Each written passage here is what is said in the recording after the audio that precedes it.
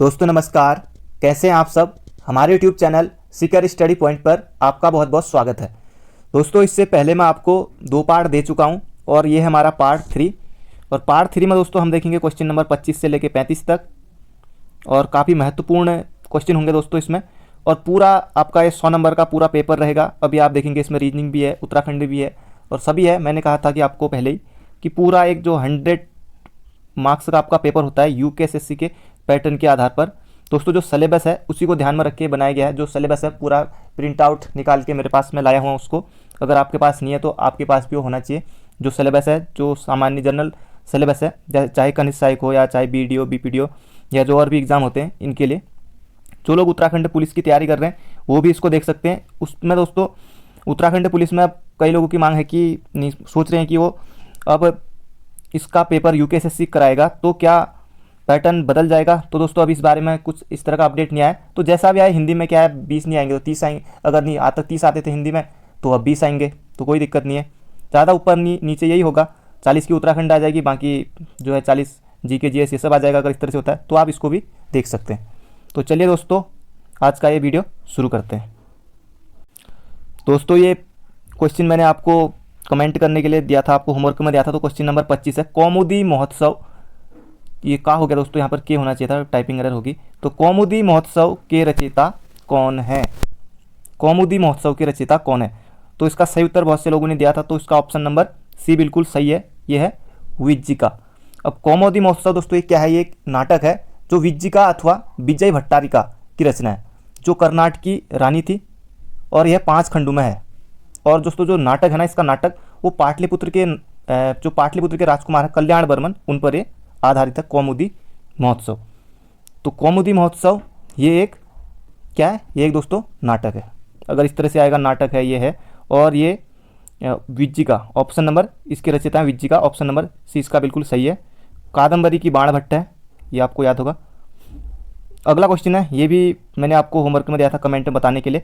तो question number 26 है, निम्नलिखित में से कौन सा सही सुमेलित नहीं है? दोस्तों इस तरह के क्वेश्चन आपको बहुत से देखने को मिलेंगे जो आने वाला एग्जाम है, क्योंकि कूट वाले क्वेश्चन अब धीरे धीरे बनने लग जाएंगे। क्योंकि एक तो इतने समय से वैकेंसी नहीं आई, और आई है तो अब बहुत सी मतलब वैकेंसी आना शुरू हो गई हैं।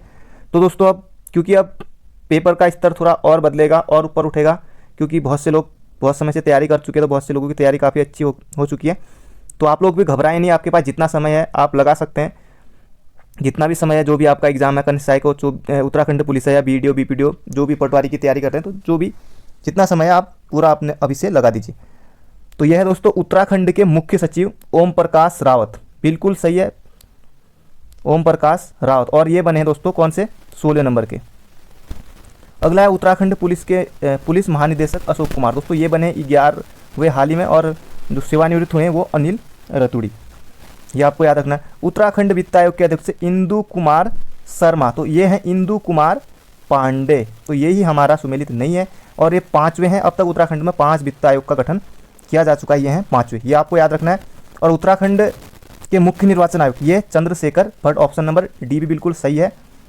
तो यहाँ पर इंदु कुमार शर्मा की जगह इंदु कुमार पांडे होना चाहिए। ये तीसरे वित्त आयोग के अध्यक्ष भी तीसरे वित्त आयोग के अध्यक्ष भी थे, और 5वें भी ये हैं।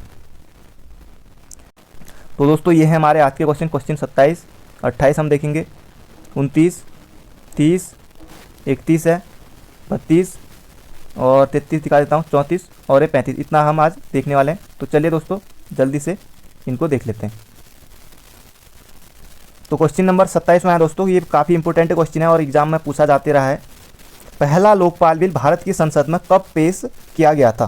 पहला लोकपाल बिल भारत की संसद में कब पेश किया था? 1967, 1968, 1992, 1972। अगर आपने नहीं पढ़ा तो बहुत क्या लगाएं, कई लोग 1972 टिक करके चले गए, कई 67 टिक करके, कई 68 टिक करके, कई 92 टिक करके।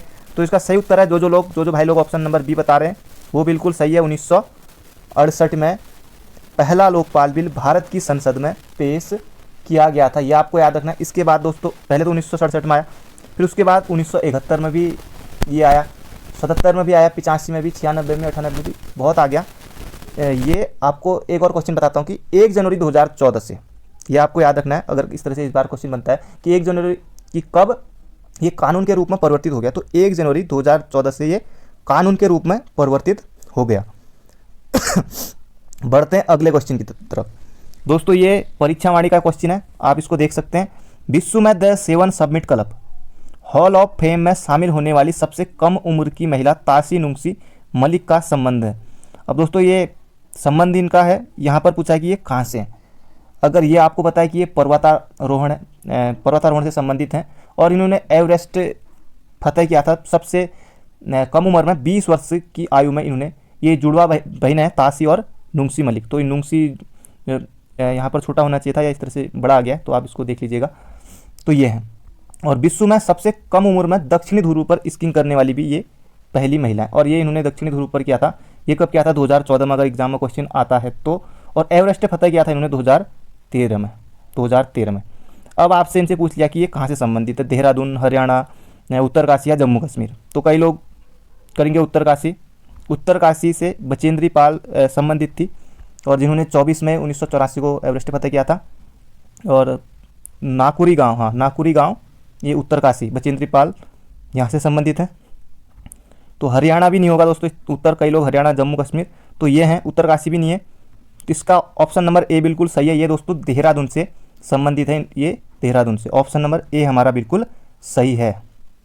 बढ़ते हैं अगले क्वेश्चन की तरफ। अगला क्वेश्चन है दोस्तों ये रीजनिंग का है। तो रीजनिंग दोस्तों कॉपी पेन लेके अगर आप बैठे हैं तो सबसे पहले आप वीडियो को पॉज कीजिए, खुद सॉल्व कीजिए, तब आप इसका सॉल्यूशन देखिए। तो किसी खास कोड में ORGANISC को BHSPUDHRM इतना लिखा जाता है, तो उसी कोड में DESTNI को लिखा जाएगा। तो रीजनिंग के भी दोस्तों 10 से कम या 10 से ज़्यादा 11, 12 या 9, 8, 9 इस तरह से क्वेश्चन रहेंगे आपके। बढ़ भी सकते हैं, घट भी सकते हैं, ऐसा कुछ नहीं है। तो ओ, एक बार मैं यहाँ पर लिखता हूँ ORGANISE। तो अब मैं दोस्तों ब्रश को चेंज कर लेता हूँ। ये लिखा है BHSP।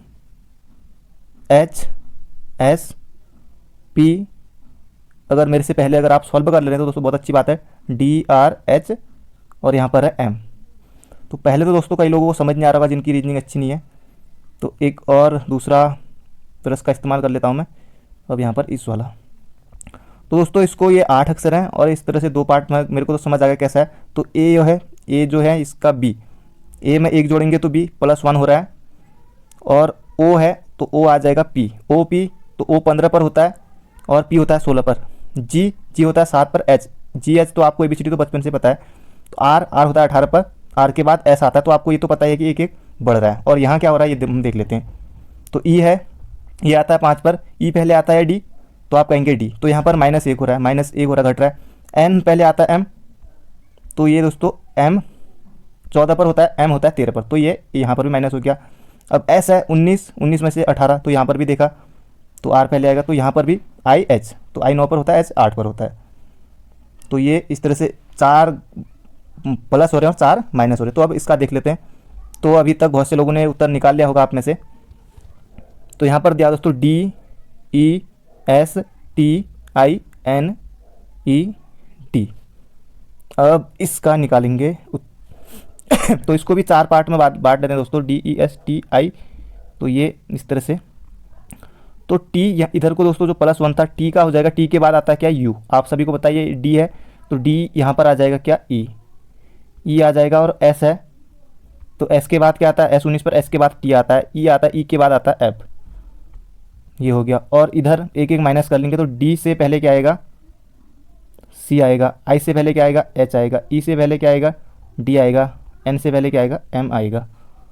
तो MH, तो UTFECDMH, UTFCCDMH। तो ऑप्शन नंबर B में दिख रहा है दोस्तों, ऑप्शन नंबर B हमारा बिल्कुल सही हो जाएगा। बढ़ते हैं अगले क्वेश्चन की तरफ। दोस्तों ये हाल ही में करंट अफेयर क्वेश्चन है, इसको आप ले सकते हैं इसी एग्जाम में, नहीं तो उत्तराखंड पुलिस कनिष्ठ सहायक कहीं तो कहीं ये आपको जरूर देखने को मिलेगा। माउंट एवरेस्ट की ऊंचाई कितनी है? पहले तक बहुत पूछा जाता रहा है।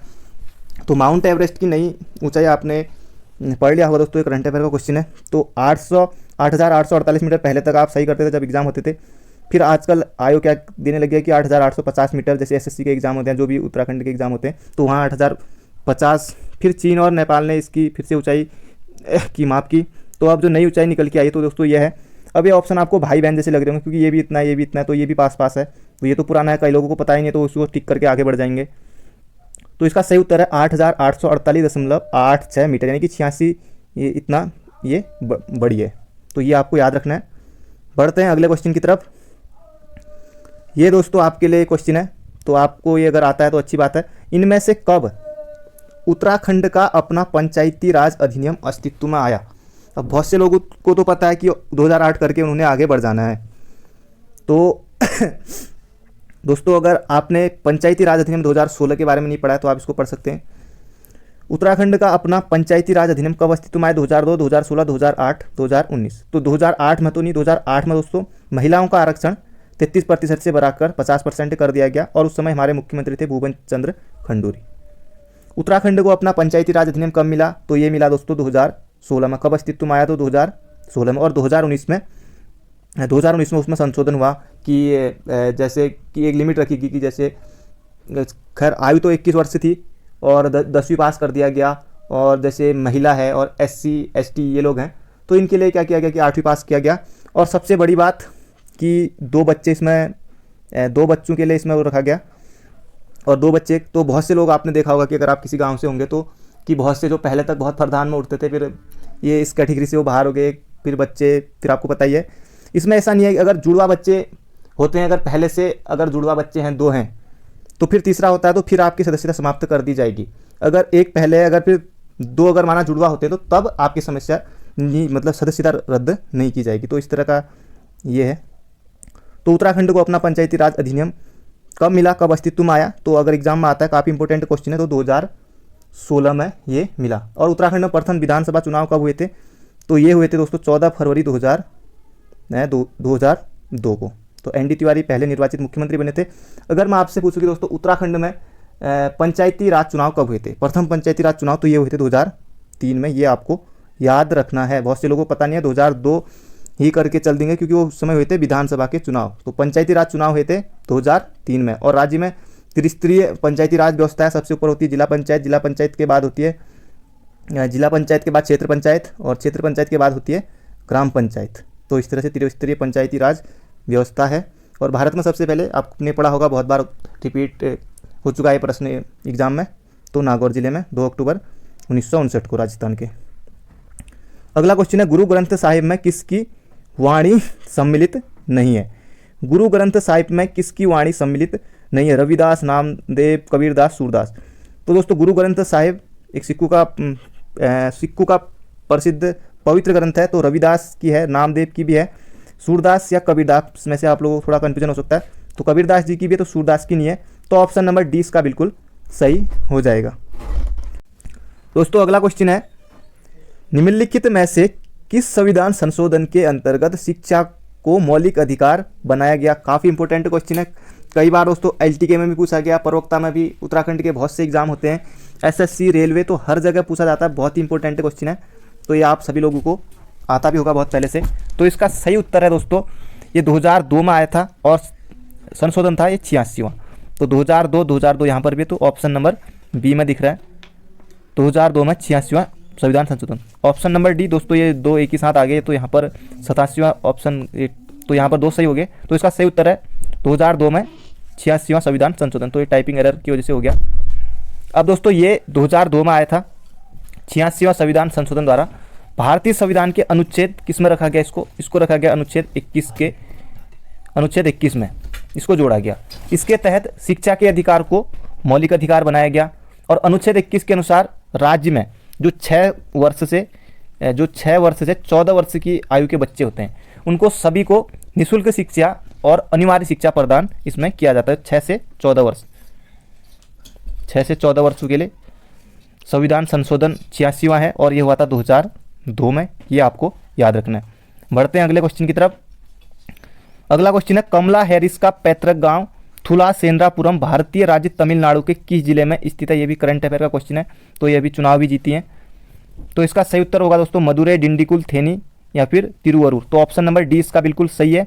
एक तो तमिलनाडु, अगर राज्य पूछता है तो एग्जाम में जैसे कर्नाटक, तमिलनाडु या इस तरह से चेन्नई, अगर कुछ ऑप्शन मिलते हैं तो आपको तब तमिलनाडु रखना है। अगर जिला पूछता है तो आपको तिरुवरूर, ऑप्शन नंबर डी आपको बताना है, तिरुवरूर आप याद रखेंगे। बढ़ते हैं अगले क्वेश्चन की तरफ। आज का आखिरी क्वेश्चन है, प्रश्नवाचक चिन्ह के स्थान पर क्या आएगा। ये रीजनिंग का क्वेश्चन है, 4, 11, 2। दोस्तों ये 35 है।